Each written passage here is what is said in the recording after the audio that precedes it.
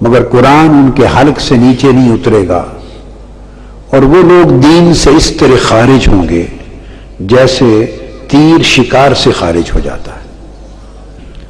اب اس کے لیے دوسرے الفاظ سنیں۔ آقا علیہ السلام نے فرمایا فَإِنَّ لَهُ أَصْحَابًا، اس کا ایک ٹولہ ہوگا، گروہ ہوگا، جماعت ہوگی۔ يَحْقِرُ أَحَدُكُمْ صَلَاتَهُ مَعَ صَلَاتِهِ وَصِيَامَهُ مَعَ صِيَامِهِ يَمْرُقُونَ مِنَ الدِّينِ كَمَا يَمْرُقُ السَّهْمُ مِنَ الرَّمِيَّةِ، وہ لوگ اتنی نمازیں پڑھیں گے کہ تم اپنی نمازوں کو ان کی نمازوں کے مقابلے میں حقیر جانو گے، وہ لوگ اتنے روزے رکھیں گے کہ تم اپنے روزے ان کے روزوں کے مقابلے میں کم تر جانو گے۔ یہ کلمات بھی متفق علیہ حدیث میں ہیں۔ اب تیسری روایت میں فرمایا آقا علیہ السلام نے یخرج قوم من امتی یقرؤون القرآن لیس قراءتکم الی قراءتہم بشیء ولا صلاتکم الی صلاتہم بشیء ولا صیامکم الی صیامہم بشیء۔ اس کی نسل سے ایک ایسی قوم پیدا ہوگی، میری امت میں سے نکلیں گے ایسے لوگ، فرمایا کہ تمہاری نمازیں ان کی نمازوں کے مقابلے میں کوئی شے ہی نہیں ہوگی، تمہاری قرات قرآن مجید کی تلاوت ان کی تلاوت کے مقابلے میں کچھ نہیں ہوگی، تمہارے روزے ان کے روزوں کے مقابلے میں کچھ نہیں ہوں گے۔ اور پھر وہی فرمایا ان ساری عبادتوں کے باوجود صرف عبادت نہیں، کثرت عبادت، اور کثرت عبادت بھی صرف نہیں، اتنی کثرت عبادت کی کہ آقا علیہ السلام صحابہ کرام سے کہہ رہے ہیں کہ عدداً تمہاری عبادتیں بھی ان سے کم دکھائی دے گی۔ ان کو بھی فرمایا کہ دین سے خارج ہو گئے۔ یہ مسلم شریف کے الفاظ ہیں۔ اب ایک طرف اس حدیث کو سامنے رکھ لیں کہ ایک طرف کچھ لوگ ہیں ان کے پاس عبادت، نماز، روزہ، حج، زکوٰۃ، تلاوت، قرات، تبلیغ، ظاہری اعمال کی اتنی کثرت ہے کہ صحابہ کرام کی کثرت عبادت بھی ان کا مقابلہ ظاہراً عدد میں نہیں کر سکتی، کمیت میں، ناپ تول میں نہیں کر سکتی۔ تو ایک طرف یہ عبادت کیا ہے؟ یہ تعلیمات کی پیروی کا، اعمال کی پیروی کا حصہ ہے۔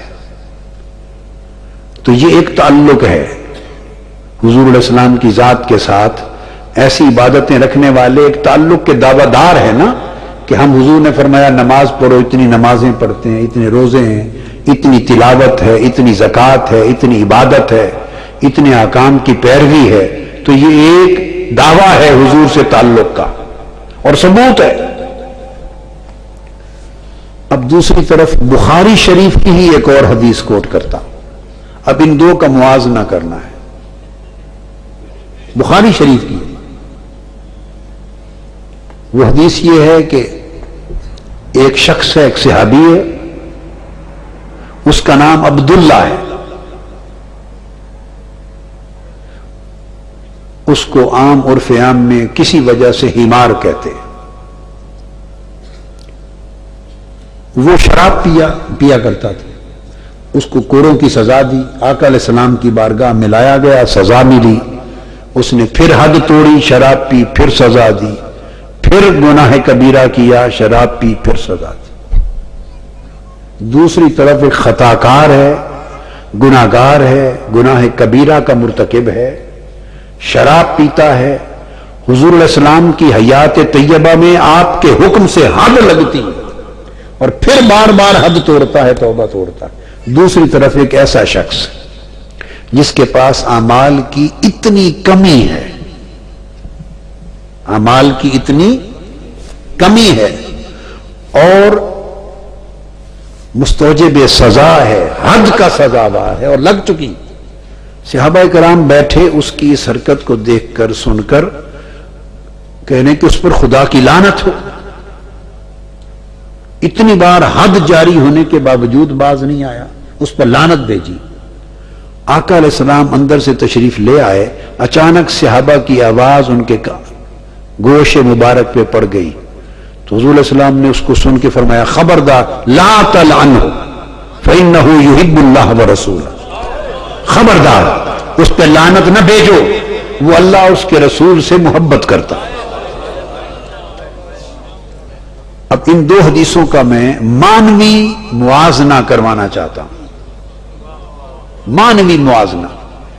ایک طرف یہ عالم ہے کہ عمل پلے ہی نہیں، اور بار بار شراب پیتا ہے شخص اور حد لگتی ہے، اور اس پر لعنت بھیجی جاتی ہے کہ حد حضور نے لگوائی ہے بار بار، اور پھر بھی نہیں رکتا۔ تو آقا نے نہ صرف لعنت بھیجنے سے منع کیا، بلکہ اپنی زبان مبارک سے شہادت دے دی، گواہی دے دی کہ اللہ رسول سے محبت کرتا۔ محبت کئی کرتے ہوں گے مگر حضور نے گواہی ہر ایک کی نہیں دی۔ محبت کرنا اور بات ہے، اور کسی کے محبت کرنے پر مصطفیٰ کا گواہ بن جانا اور بات ہے۔ آقا علیہ السلام گواہی دے رہے ہیں، سند مل گئی، اس پر بھی گواہی آقا نے دی ہے جس کے پاس اعمال کے انبار ہیں، ڈھیروں ڈھیر ہیں، اس پر بھی اپنی زبان مبارک سے گواہی دی کہ یہ دین سے اس طرح خارج جیسے تیر شکار سے خارج، اس کے اعمال دیکھ کر دین سے خارج ہونے کی گواہی دی، اس کی شراب خوری دیکھ کر اسے محبت کی گواہی دی۔ اب سن لیں وہ محبت کا قصہ کیا ہے، اس کی محبت تھی کیا، کیا محبت تھی؟ صرف اتنی تھی، دوسری روایت میں آتا ہے کہ وہ دیکھتا تھا کہ ہر کوئی آتا ہے تو ہر کوئی آقا علیہ السلام کو اپنے دکھڑے سناتا ہے، اور آپ ہر ایک کے دکھ اور غم سن سن کے بانٹتے ہیں، پریشان ہوتے ہیں، ہر کوئی حضور پر بوجھ ڈالتا ہے اپنی پریشانیوں کا، اور کوئی حضور کا بوجھ نہیں اتارتا۔ تو وہ سارا دن مجلس میں بیٹھتا، تھوڑی تھوڑی دیر کے بعد کوئی لطیفہ سنا دیتا تھا،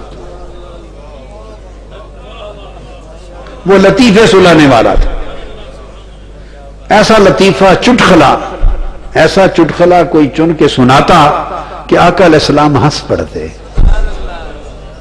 بس یہ اس کی عبادت تھی، حضور کو ہنسانا، حضور کو کوئی چٹخلا سنا کے خوش کرنا، یہ اس کی عبادت تھی۔ اس عمل پر آقا نے فرمایا اس کے دل میں اللہ رسول کی محبت ہے۔